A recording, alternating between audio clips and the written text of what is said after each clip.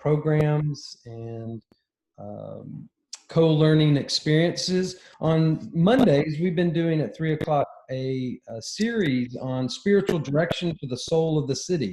So we're looking at different dynamics around spirituality and how to listen to what's happening in our city. And I'm really excited today.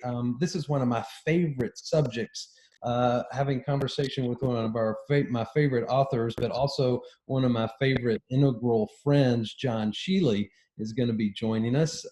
John is an integral therapist and knows this work of integral spirituality about as well as anybody I know, and specifically in the ways in which he practices it. So, John, thank you for being here today and being in conversation.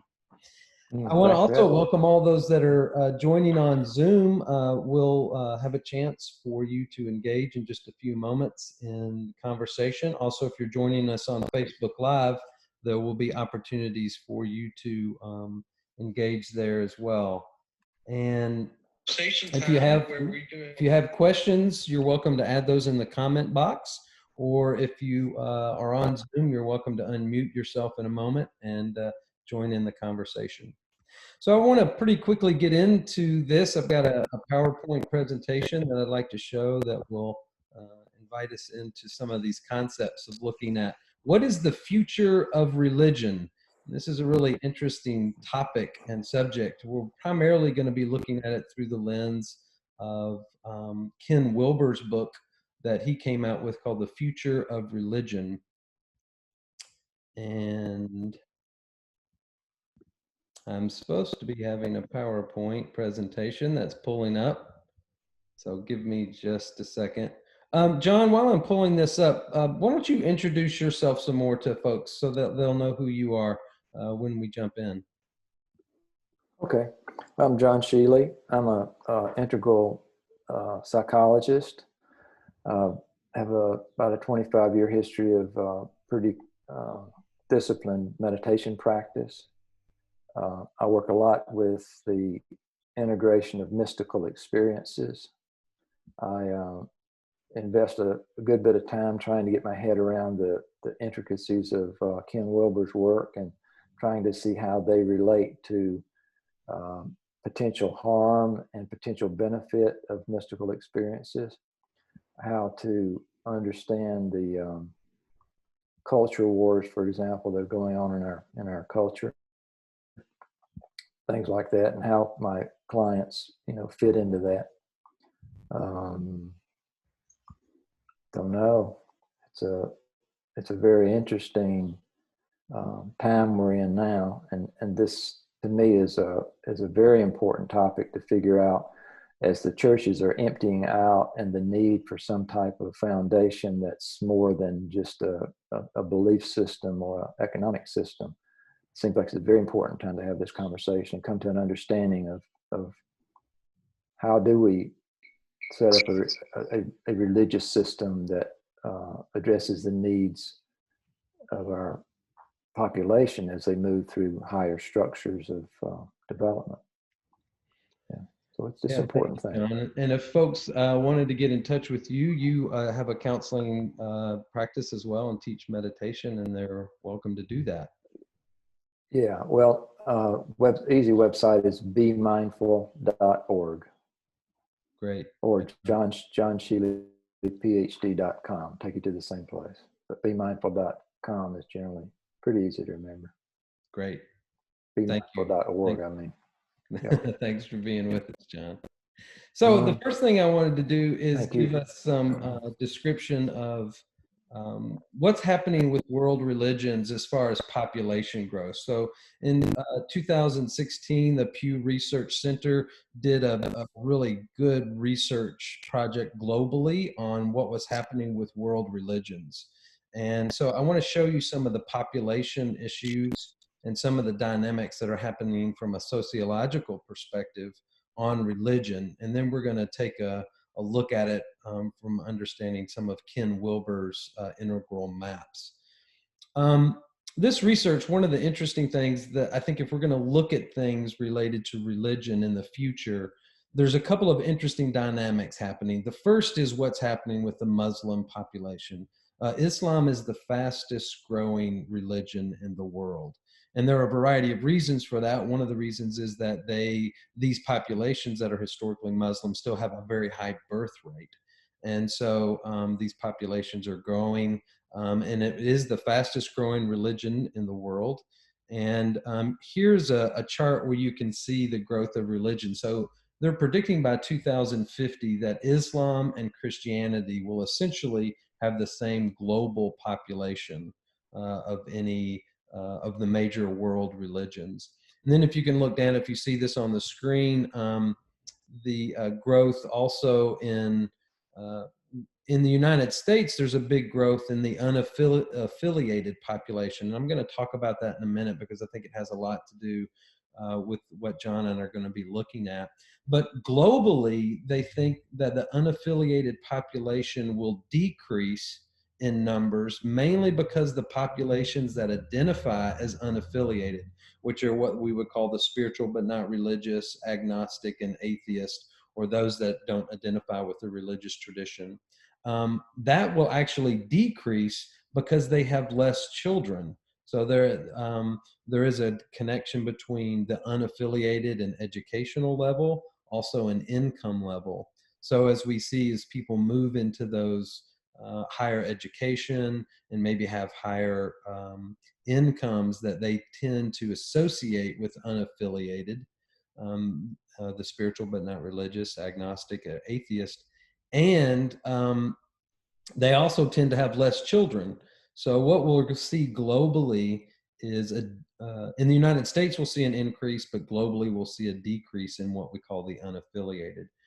Buddhists and other traditions will lose some in the world population, and the Jewish tradition will stay essentially the same.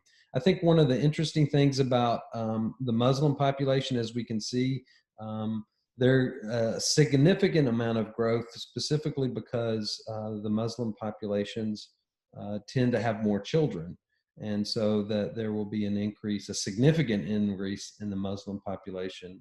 Most other world religions, the general population growth, they're going to be below in the general population. And they think the Buddhists in the long run, and by the year 2050, will actually have less numbers than they do now. So that's one of the things that we see happening sociologically. Another interesting characteristic is that the share of the world's population that is Christian is expected to remain steady at about 31%, but the regional distribution of Christians is forecast to change significantly. Nearly 4 in 10 Christians, 38%, are projected to live in sub-Saharan Africa. So Africa is the main place where Christianity is growing, also some in Latin America, but it is decreasing significantly in the United States and especially in Europe, which they're saying in Europe it could decline to roughly 16% that are identified with Christianity in 2050. And that's a significant decrease, and one of the reasons why Christianity will remain the same. Here we can see what's happening in Europe, that there's actually a negative birth rate. There's more deaths than there are births of people who identify with Christianity in Europe, and they think that will continue. Really the third thing that I want to talk about before we jump into Ken Wilber's work is the number of religious unaffiliated people, also known as the religious nuns, is increasing in places such as the United States and in Europe, and projected to continue to grow. And yet globally, that will actually be a decrease, as I mentioned earlier. I do want to show a couple of slides related to the unaffiliated, because again, I think what John and I are going to be looking at from a different lens talks about this. Specifically, let's look at this slide here, which shows that those who are identified as unaffiliated, here are some of the reasons why they say that they are unaffiliated. And so one is, I question a lot of the religious teachings. As you can see, for atheists, that's 77%.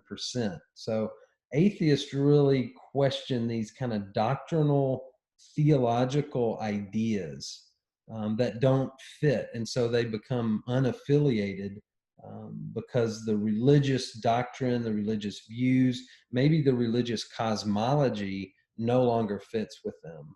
So they become unaffiliated. And the highest one here, which is interesting with atheists, that they just essentially don't believe in God. And I think sociologists look at this. I think one of the things they don't believe in, including some of the spiritual but not religious, is what we would call supernatural theism. That's kind of a monotheistic understanding of God, that God is personified. So supernatural theism is kind of a personification of God that a lot of people who move out of what we would call our historical religious traditions that believe in that don't believe in that kind of, they're not saying they don't necessarily believe in something. Sometimes the agnostics will say that, or that they may be spiritual, but they don't believe in that cosmology, or that way of understanding and talking about God no longer fits who they are. So I think we're going to continue to see people separating and becoming the nones, or the spiritual but not religious, for a variety of different reasons. But one is the cosmology from our major world religions that were founded on a kind of a mythical, literal mythical worldview can no longer continue to practice that because their cosmology changes. And John and I will get into looking at that some more. So anyway, I wanted to give you some statistical looks at what's happening in world religions. And now we're going to turn to looking at this from the perspective of Ken Wilber's work. I'm going to move through these slides really quickly. So Ken Wilber wrote this book, The Future of Religion, or The Religion of Tomorrow. And I think he applies these maps that we're going to begin to look at. And he says that the religion of tomorrow needs to do primarily these four things if they're going to continue on. What we're going to be looking at today is specifically waking up and growing up. So let me kind of briefly look at these four things. Ken Wilber says that the major world religions, one, have to cultivate practices that allow people to wake up. And that's what calls state awareness, or meditative religious experiences where they are changing in their state of consciousness. And we have a lot of Eastern traditions that have incredible practices and capacities in changing state awareness. And but the Western religions sometimes have not done a good job, and John and I can talk about that some in a moment. And we're also going to look at growing up, and this is what's called stage development. A lot of people would understand this as developmental stages, psychological stages. Ken Wilber calls it growing up. But there's other two aspects that we're not going to look at today, which is cleaning up, which is shadow work, which is some forms of psychotherapy or psychology. And he thinks that religious traditions are going to have to learn to create a new spiritual psychology that integrates what we know from psychoanalysis and other fields. And also look at flow. And flow is a form of looking at purity. We may see that as health or energetic health, the capacity to flow with life and energy. And then the final thing is showing up. And that's where we learn how to take action, looking at social justice and social change issues, and also what we would call our work or our calling. So anyway, Ken Wilber says if these major world religions are going to continue to be significant, one of the things they're going to have to do is develop the capacities for all four of these practices. So what I want to look at now is specifically the first two. And what I want to look at is what's called the waking up practices. And those I can get my. One of the ways we talk about waking up practices is through looking at. Now, actually, John, do you want to? I'm having trouble hearing you. Sorry, John, do you want to kind of take it from here and talk about these states of consciousness because you do such a good job? Yeah, I would work better, I think, off the world becomes lattice. John, I don't think we're actually hearing you. Okay, right now you're not hearing me? Oh, yeah. I can hear John. Go ahead. I can hear John. You're not coming on too well, John. Go ahead, John. Yeah, okay. So I could work better off the Wilbur Combs lattice with this. Oh, okay, I mean, sure. Because looking at more the states. Yeah. Gross, subtle, causal, non-dual. Sort of an interesting note here too might be, Wilbur says the main purpose of meditation is to guide people to experiencing each of these states, to lay out the map to say, here's what a gross state is like, and a subtle state is like, and a causal and non-dual state are like. And so that would be one criticism of the mindfulness movement, is that they don't really look at this as, I guess, directly as they could to lay out basically the vantage point, the vantage point from which we're seeing the world. That's what we're talking about here, basically. Someone who is at gross, the vantage point, which is really considered the stage of this particular development, is seeing things that we all see in this, the table and the objects and all the things. And then you move into subtle, and it becomes more of feelings, emotions, insights, spiritual experiences, all that. Into formless, it's basically everything is formless, particularly causal witness. Everything is observed. So the identification is another key piece here. Where am I on this? Am I that which is being seen, the objects like we might see in gross? I am my car, I am my house, I am my bank account, I am all the things I see. Or am I a causal witness, for example? We'll skip over subtle for a bit. Am I that which is aware, and everything else is an object? Very different place. So to move into these states in sort of an organized way, and to stabilize these states by moving our identification into these higher states.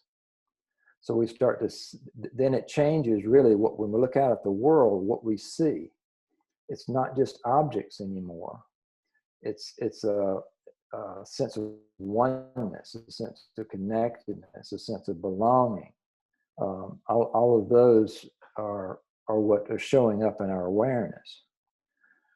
The other leg of that would be the structural stage we're in, which is coming up the left side there. And that basically is relating to how we understand or explain to ourselves what we are experiencing. So if someone is having a non-dual mystical experience, and definition of that sort of roughly is one with everything, no boundaries, natural sense of selfless compassion arising, movement towards service, no fear, no urgency, none of those. And they're interpreting it from a amber mythic traditional level. Then depending on the religion they're having or they've been practicing, then that could be interpreted very in absolute terms. I saw Jesus. That verified my belief and my practice all these years. I know it's true now. So one issue of that is that can sort of encourage people to stay at the developmental level that they are in, versus evolving upwards. So it's a complicated process. The notion is that if someone has a system or a map that integrates both structural development and state development, then we kind of know what to look for, and we can expect that when we're in anything below second tier, the inclination there is to reject what we just left and to be very suspicious of what's coming up. So we sort of lock ourselves in there. When we bring in the consideration of what it means to establish ourselves firmly in a pack or a culture or a tribe, you pull in some of the research around attachment issues, for example, that what we show up here with is an instinctual drive to make sure we're safe, have a sense of attunement, receive with joy, affect regulation, and someone has our back. That's as hardwired in us as knowing that our thumbnail goes on our thumb and not at the end of our nose. So it's how we survive. So when someone comes in and they shape themselves to fit into that very dogmatic, we might say, rigid religious structure, it is a tremendously heroic thing to pull themselves out of that, because there are other lines of development, such as cognitive understanding, rational understanding. All of these things are calling them to say, what we're doing on the spiritual line of development is nonsense. To stand up and walk away and put themselves in conflict with their pack and their tribe is tremendous.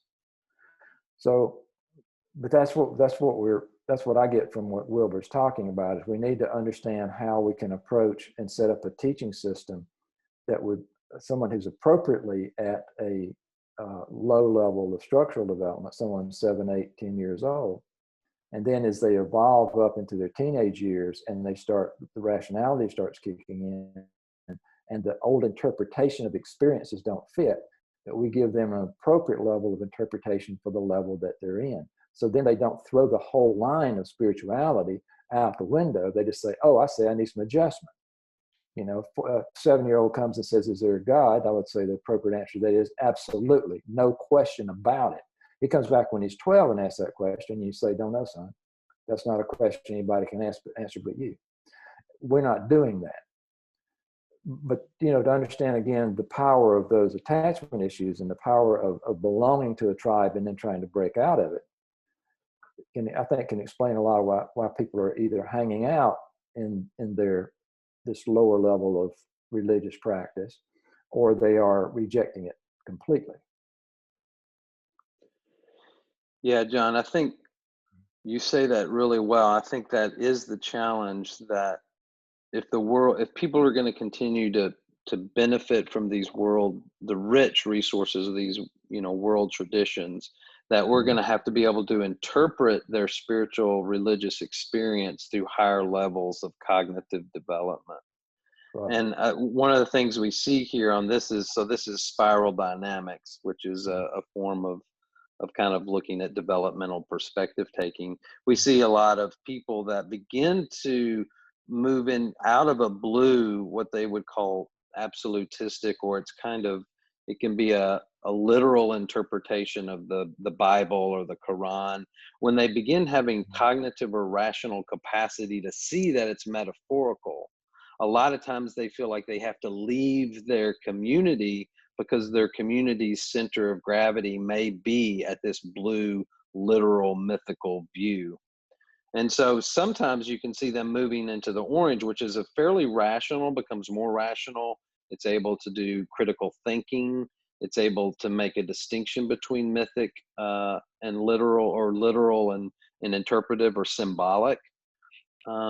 And you see that people move sometimes into orange, into green, and they'll jettison their religious community and they'll leave their community. And then I think one of the challenges is that they also lose the community of practice that can ground them in greater spiritual insights and awareness. And so then they kind of move into this, if not careful, they move into a very rationalistic, even critical of the deeper meditative states. And I think Ken Wilber is saying the great challenge in the West is how do we continue practices and communities of wisdom that can give us these states of consciousness, that can help us have these different states of consciousness, but then interpret that at higher levels of cognitive development without having to leave the community of belonging, like what you're saying, John. Yeah.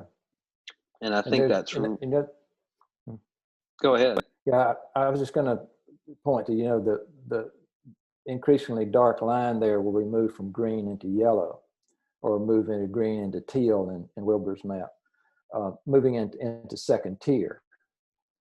The notion that as long as we're in first tier, the lower everything, green, orange, blue, red, purple, as long as we're there, then we generally hold on to the level of development that we're in, and we reject everything around us.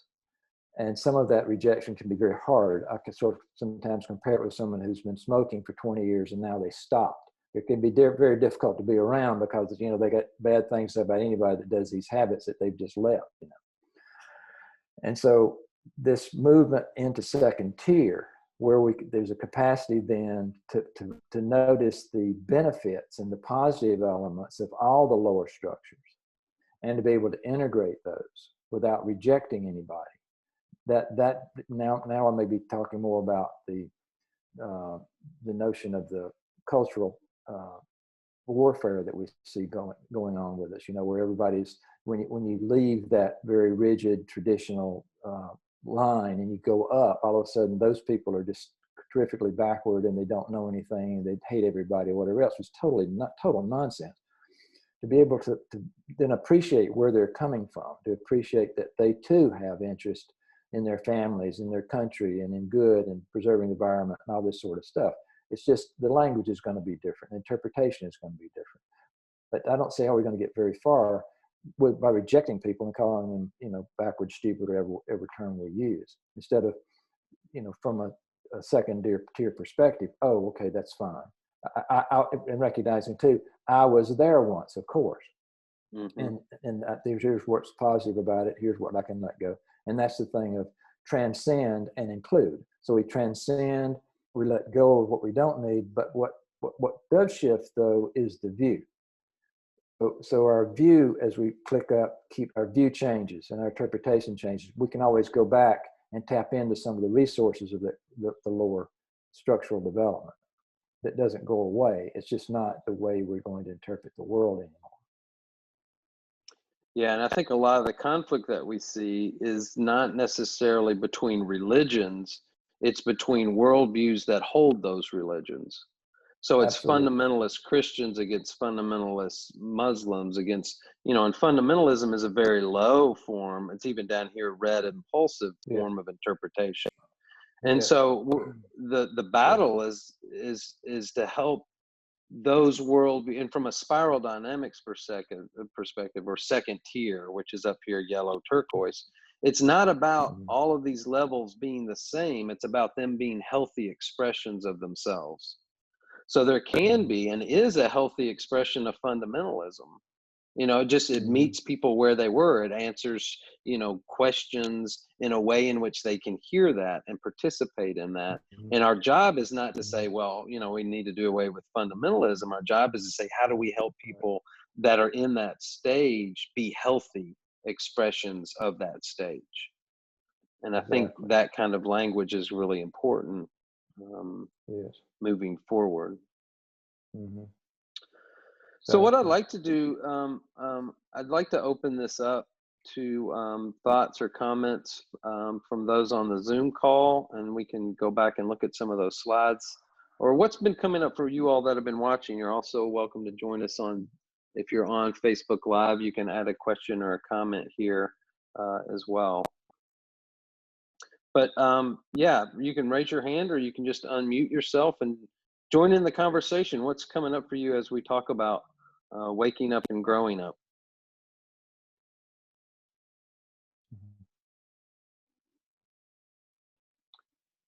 Again, if you're on Facebook Live, you can make a comment as well. Hey, Jed. Yes. Hey, Terry. I have a couple questions, and I hope I sound okay. We have a thunderstorm here, and I'm hiding out in the bathroom with my dogs right now. So Yes, we've got you. great reception. So two things. One is that looking at these stages and how they affect people and relating that to distinction works and how trauma affects folks in their personal and emotional development and how religion mixes in there. But I wonder, one of the things I've been wondering about is growing up in fundamental communities, how, if there's maybe a level of trauma to that, in that, you know, like for instance, from my own experience being told, if this thing isn't true for you, then you're burning in hell for eternity. That's pretty threatening to, I mean, I can remember hearing that, you know, as long as like 6 years old. Yeah. So how much of that experience affects that development, or people being, I hate to use the word stuck because it's a judgment, right? But that's that they're stuck in stages. But that keeps people in those stages. That, and I'm also curious, so sorry, these may be two big questions, but so how, what we're exposed to in some of the fundamental communities can affect our ability to progress and grow. And if it somehow in some ways looks like how trauma affects development. But also I'm wondering, as although we may be seeing an increase in number in some certain communities, I'm wondering if there's going to be like a modern effect to those communities as well. Although they, like, say you might consider yourself a fundamental Muslim or Christian, but you hold that a little bit differently. If there's any research on that moving forward, if those groups are going to be looking a little bit different than they have been. Thanks. John, do you want to talk about the trauma piece? Yeah, the trauma piece is what I touched on before. I'll kind of open that up a little bit. I see, I work with a lot of folks that have what I refer to as spiritual trauma. If we think about the natural unfolding of an individual, natural meaning they're not forced into believing something or behaving in a certain way that is not naturally arising in them organically, then to whatever degree they're limited, then that's a traumatic experience. If that trauma is, if that experience is being threatened with burning in hell forever, and this is coming into let's say a 5, 6, 7-year-old mind that is very much black and white, and there's hell is hell, and that you're describing it as burning, literally burning forever, eternity. That's pretty bad. It gets even worse if the child has actually had higher states of experience within that system, which is something that I'm convinced I had. I don't know about 7, but certainly around 12 or 13, some really peak experiences within the Christian church, and then the explanation of those, not so good. So absolutely, this is one of the things that being able to step back from our conditioning, and part of that is the cultivation of higher, stabilization of higher states of consciousness, particularly causal witness, where we're able to observe these experiences, observe the fear arise, observe the clutching of the gut arising, whatever's arising, we're witness to it, we're not it. Then that allows the healing of those types of experiences, whether that's a spiritual trauma or trauma from some other source. But that, what you're referring to is where we points to as one of the ways that make it so difficult for folks to move into a higher interpretation of their spiritual tradition. In the Christian tradition and so many others, there's the mystical school, there's the mystical teachings. Folks like Cynthia Boudreau that look at Christian teachings from fourth non-dual vantage point, for example, those teachings are very different than when they're looked at from a gross or low subtle perspective. So to be able to take the teachings, particularly go back before they've been interpreted by folks that don't have as high a vantage point as the actual teacher or experiencer, in this case we're talking about Jesus himself, then somehow we have to understand that the interpretation is going to be way off, and that's not that allows us then to move through these into these lower structural states and interpret it based on wherever the person is, like the child. If the child is 7, if the child is 47, if they're still locked in on their spiritual line of development at that low state, then that's where they need to be met and appreciated and said, absolutely, that's a valid, true experience. And let's see if there are other lines of development that you have that are in conflict with that, and then help them reposition that view, if you will. Line up the spiritual line of development with their view of everything else. I don't know if that's helpful or not. And did you have? Yeah, I have a question. So, Yeah. I appreciate Judd mentioning that being fundamentalist isn't inherently bad, because my initial interpretation of this, I was thinking, oh, this to me sounds like a way that religiously progressive academics have kind of figured out a way to say that we are better than you, and we're right and you're wrong, and here's why. Although in a lot of ways I find fundamentalism to be abhorrent, I also think it is important. It's not helpful or beneficial for our spiritual development as people come, at least I go and talk to myself, is that I am in a more pluralistic setting. So it's not very helpful for me to be thinking, well, they're just bad and wrong and blah, blah, blah. But so one of my questions is, being someone who is in that more rational pluralistic setting as a religious setting, where doubt is okay, which is really important to me, but I feel that there's also an absence of the spirit in what's present in some of those more fundamental settings, is that they have a more of a close contact with the spirit, and that is just in the air that they breathe. Even though in a lot of ways I'm not allowed in those spaces just by my existence. So, is this saying that people who are more in the fundamental sphere, are they less? Is their spiritual capacity less than people who are in a different space, or what? I kind of want to know about that relationship. Yeah, let me reflect on that. I think that's really, and I'm going to come to this. One of the things that happens in this rational stage, what we would call orange in some here, is that these spiritual practices that are non-rational are often jettisoned. So the practices, for example, I grew up in a conservative, somewhat evangelical, and I used to love those worship services. Like, I had some Pentecostal kind of worship services that were really amazing for me. I mean, I felt deeply connected to God, to everybody around me.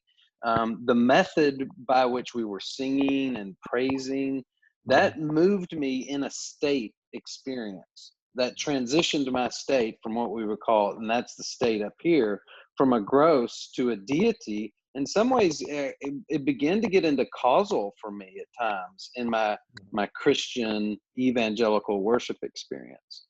So I was, the challenge is I interpreted that, yeah, as John said, as I was having an experience with just Jesus, and and everybody that didn't have that experience of Jesus was probably going to hell, or I was supposed to save them. Again, that's my rational stage interpretation of my state. So that was probably a mythical interpretation of a causal state.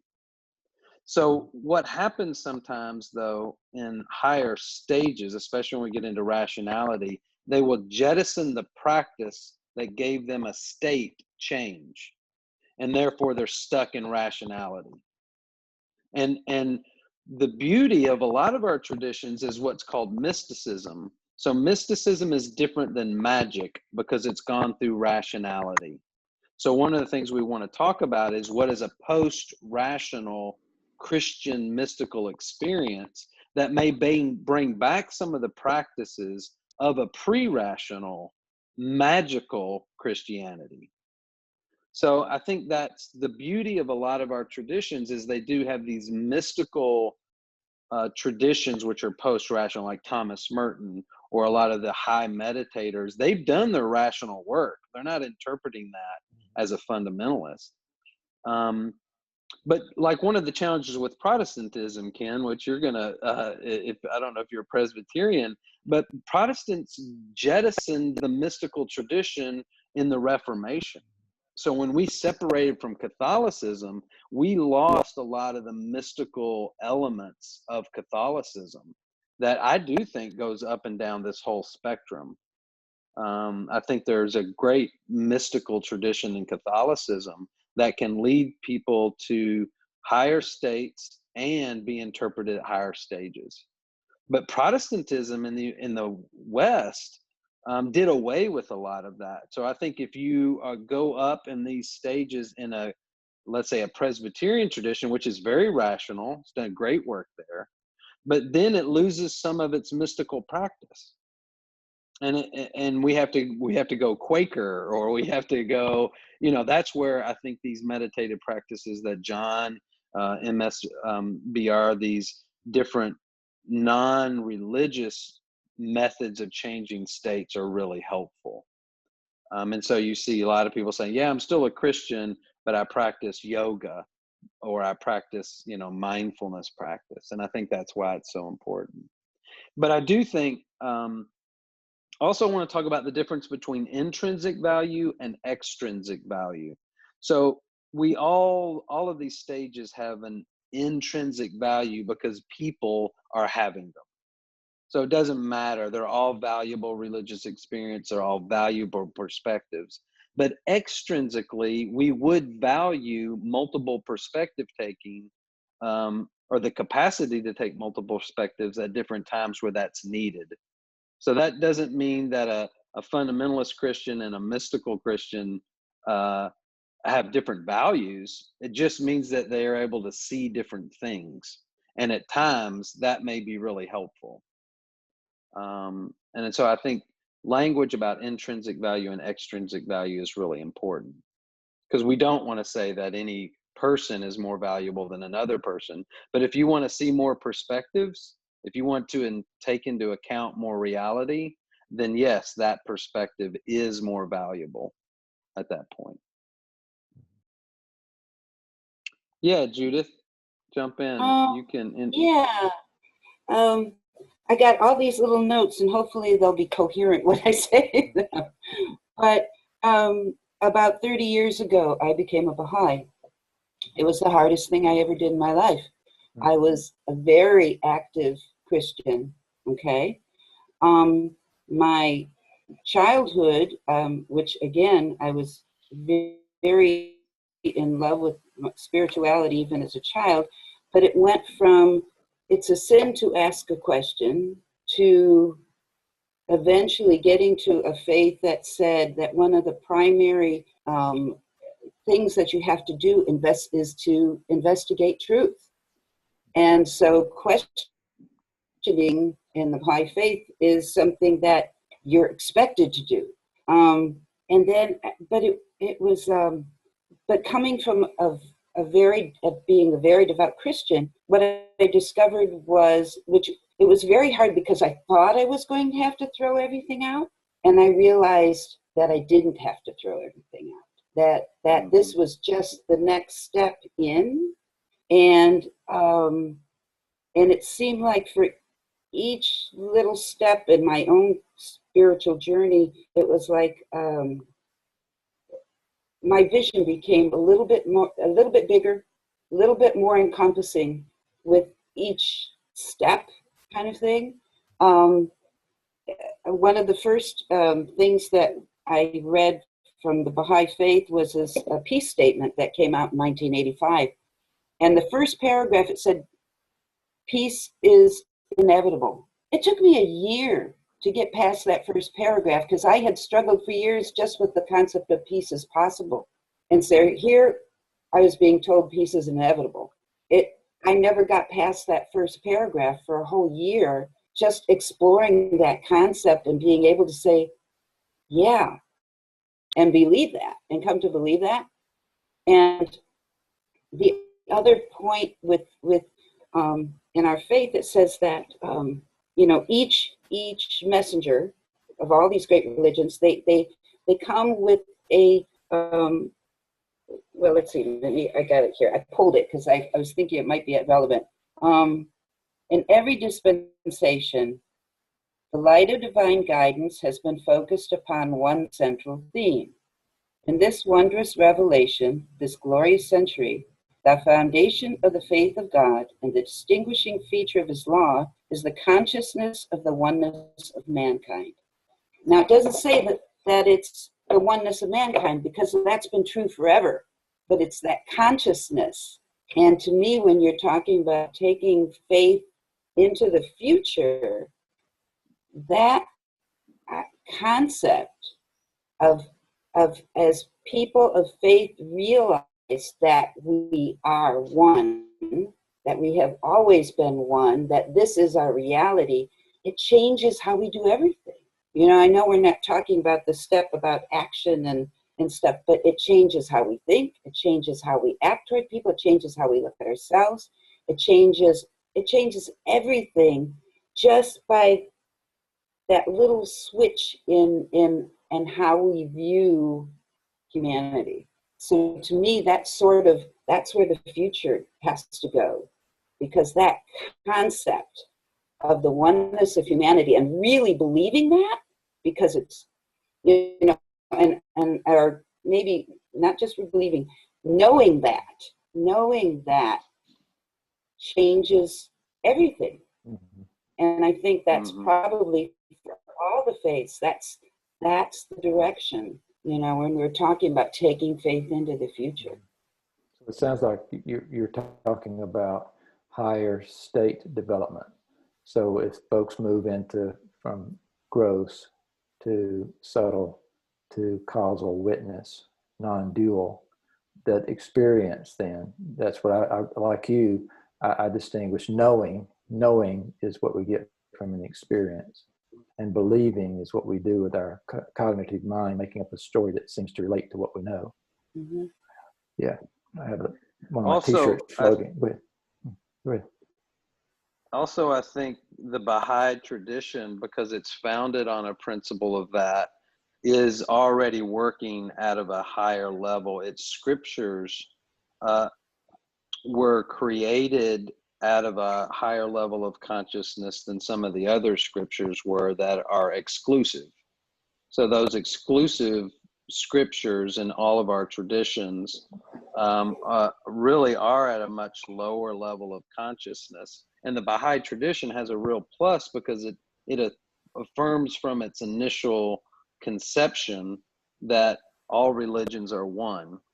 So it starts with this belief, but a Baha'i child may start with an idea of oneness, and then the practice of that will allow them to have the experience of that. And then they have an interpretive way of saying, oh, my religion always told me that.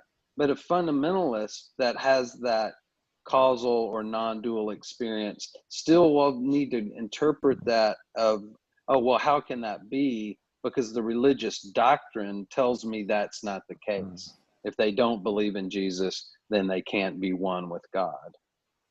And I think the cognitive dissonance there is what I think Terry was often talking about, that it's a form, it feels like trauma to have to leave that community when you have a spiritual enlightened experience, and it doesn't make sense in that tradition. And I think the Baha'i tradition is really poised to be a major world religion in the sense that it's got doctrines that already come out of this causal and non-dual state of awareness. I'm sorry. Well, some would say, well, oh, go ahead. Well, yeah, I was going to say that if we go back to the original Aramaic teachings of Jesus, that too can be seen from a non-dual perspective. Mm-hmm. So it's like not so much the original doctrine as the interpretation of those doctrines over all these bazillion years and for different political reasons and whatever else. So the notion is we've lost that the baby of Jesus's teachings in the sewer, basically. Yeah. But we can go back to that. You know. Oh, absolutely. And I think part of the fact is that each of these religions were revealed in a different time and place. Mm-hmm. And so the capacity of the people at the time, how big was the world when Jesus taught? Mm-hmm. So his teachings aren't limited by his teachings. His teachings are limited by the understanding of the people in the time and the place when it was revealed. You know, not you can't say the world is one country if the world is that big. You know, now we know the globe. Now we've seen it. You know, we can. Humanity can understand it now. I don't. You know, so nothing. Yeah. Yeah.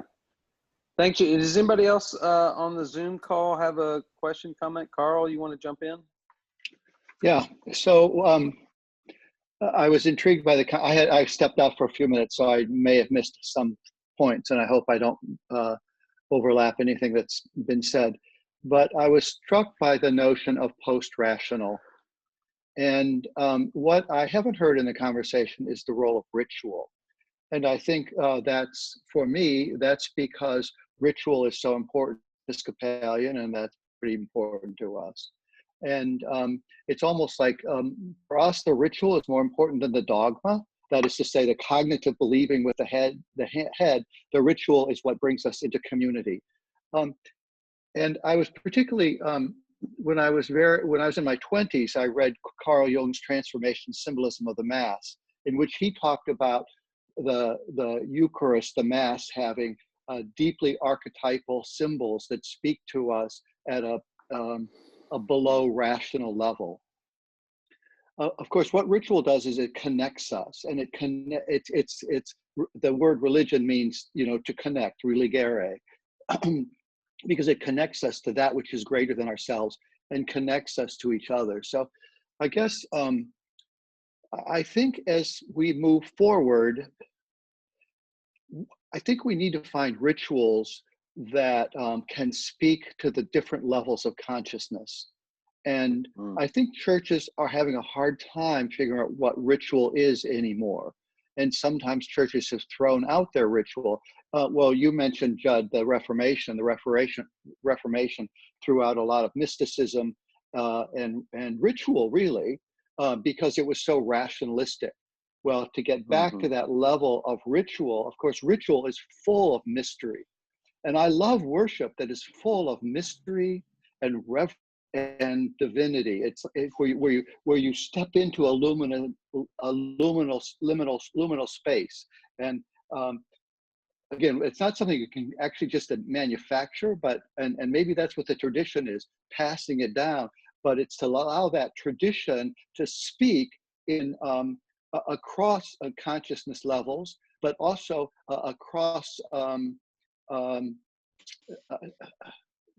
different mindsets or different, so that, and of course, I mean, I'm deeply resonated. I think you all would know this of me, that religions need to move beyond their exclusivistic understanding to be totally understanding, so that the divine can be found everywhere, the holy can be found in all places. And of course, ritual can help with that. Well, I've said enough, so I'll stop talking. And no, I think that's a beautiful, yeah, thank you for adding that. I think that the idea of ritual, but and you see in some, again, ritual can be interpreted in a literal way, so that the ritual always has to be done exactly the same way. So that's the same ritual but being interpreted out of a literal. So that's why the ritual had to be done exactly the same. But when you move into the more mystical traditions, right, there's freedom because they point to something, and they allow us to participate in that beyond a legal way. And that's why, yeah. So thanks for, I love the comment about ritual. Who else?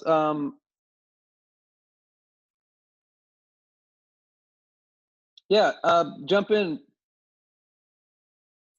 Rita, is that you? Yeah, Rita. I think you can unmute yourself. Here, Rita, I can unmute you. Okay, thanks. Yeah, we can hear you. Okay, well, a couple of things I'd like to comment.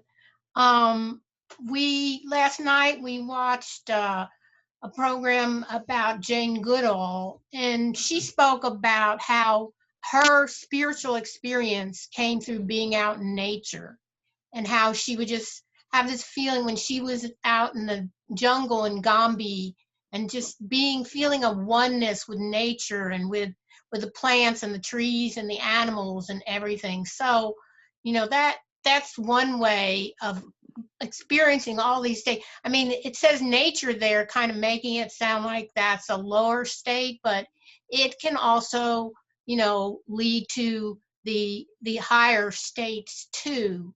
And Baha'u'llah, the founder of the Baha'i faith, he said that the cities are the place of bodies and the country is the place of souls, which I think kind of, makes that statement in a way too. And then also, I'd like to comment on the former person who was talking about ritual and the importance of ritual. The way that's handled in the Baha'i faith is that we have what you might call more of a structure, but we don't have really very much in the way of rituals, very defined rituals per se. So it's really kind of nice. It's kind of freeing because it allows for a lot of creativity and individual initiative. We don't have a clergy either. So, we don't have to have like one person that's always kind of the leader or, sort of telling everybody what they should do or not do. And so, for example, when we get together for what we call our feasts, which is the gathering of the community, the first part we call the devotional part. Well, the only restriction on that is that it has to be, what's shared has to be from either the Baha'i writings or from scriptures of other religions. And then the other part is an administrative part where the community talks about what they need to do and what they want to do and so on and so forth. And then there's a social part.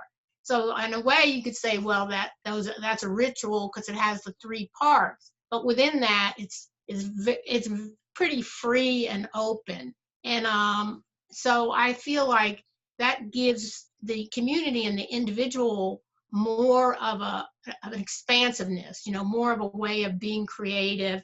We put music in there or whatever we want to uplift the community. So I just thought I would share that. Yeah, Rita, and that's a really beautiful. I've been to your services, and I found them just absolutely fabulous. And they're this green is very much non-hierarchical, and so that the Baha'i community doesn't have that. That's a very kind of green expression of the Baha'i community that I think is non-hierarchical. Does include multiple voices, appreciates multiple voices, and is a really beautiful expression of that.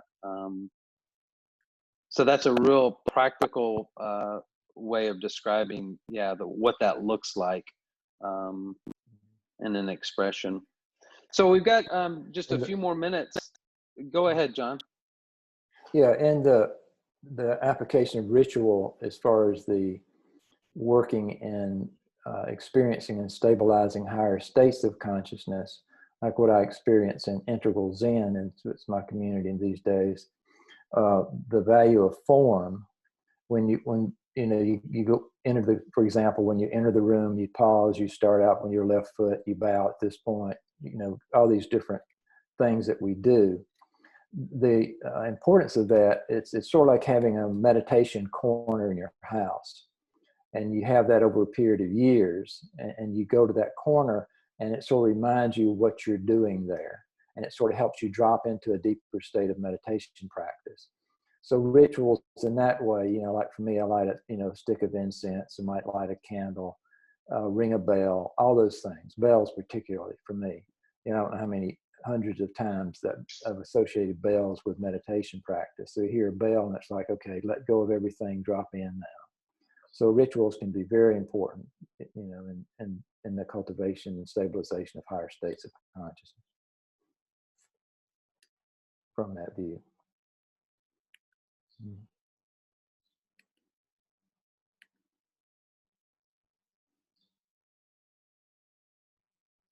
So we're not hearing you. We're not hearing you. Thank you. You went mute, man. I did. I went mute. I went mute. I was saying, that form follows consciousness. So each of these worldviews has to create their own kind of rituals, because the ritual holds the consciousness that it's creating. And so each of these kind of stages in some ways have different forms of worship, even though you would find communities and specific houses of worship or synagogues or temples that would have a center of gravity that's being expressed in one of these worldviews. And that's probably why you find it meaningful, is because the center of gravity of that community meets your center of gravity of your stage development. And that's where we usually find resonance. The challenge is we have a hard time in these upper levels of knowing what those communities of practice are. And I think that's what Ken Wilber is really inviting us to be very intentional about, is creating communities of practice at second tier levels.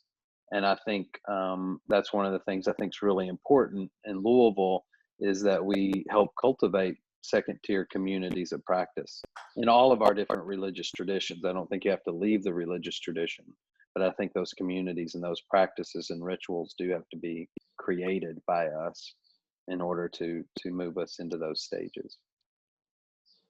Well, thank you all so much. This is a really important conversation. We're going to continue to look at kind of some Ken Wilber integral maps as we go, and looking at the soul of the city and how we can continue to cultivate that using these maps. And John, just again, a deep bow to you for your wisdom in this work and holding kind of a lineage and wisdom that I think is really important for our community and for your practice of that. So thank you for being with us.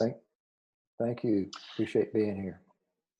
Also want to invite you all to join us tomorrow at 3 o'clock. We've got a panel of religious clergy asking the questions about reopening, both reopening their congregations, but also reopening the United States, and what kind of ethical principles come out of our different religious traditions to help guide us as we look at reopening. So that's tomorrow at 3 o'clock, and there's, I think, 5 or 6 different clergy from different world religions in Louisville that will be speaking on that. So I hope you'll join us back at 3 o'clock tomorrow. Peace be with you, and may you all be well and maybe a little more enlightened after our hour together. And if not, stick around. That's the work that we're here to do. Thank you all. Peace. Okay, thank you. Thank you, John. Thank you. Thank you.